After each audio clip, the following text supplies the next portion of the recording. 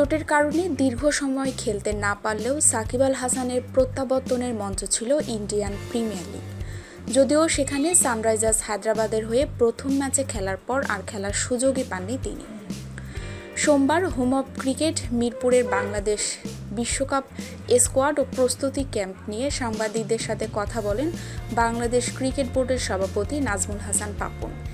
এ সময় সাংবাদিকরা তাকে প্রশ্ন করেন, আইপিএলে সাকিবের ম্যাচ খেলার প্রস্তুতি না হয় তাকে ক্যাম্পের জন্য দেশে ফিরিয়ে আনা হবে কি হবে না।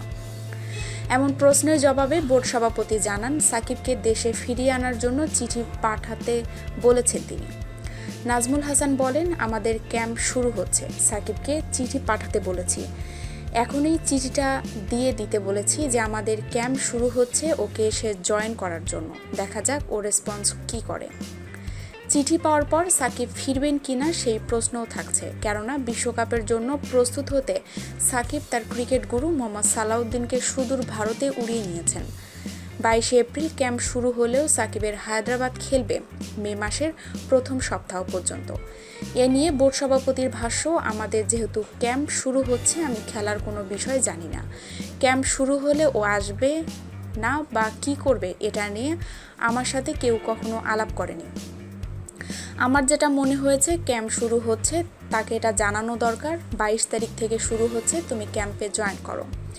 চলমান ঢাকা প্রিমিয়ার লিগে ক্রিকেটারদের পারফরমেন্স বিশ্বকাপ দল গঠনে মূল্যায়ন করা হবে কি না এমন প্রশ্নের জবাবে পাপন বলেন, প্রিমিয়ার লিগ আমাদের বিবেচনায় আছে, একেবারে যে নেই এমনটাও নয়, কিন্তু একটা উদাহরণ দিতেই চাই, একটা ছেলে খুব ভালো করছে কিন্তু তার যে জায়গা ওই জায়গায় আমাদের কি অবস্থা, ওখানে ইতোমধ্যে রিপ্লেসমেন্ট আছে বা তাকে সেট করার সুযোগ না থাকে আরেকজনকে নিয়ে খেলায় কি হবে, এসব চিন্তা করে অনেকে নেওয়া হচ্ছে না।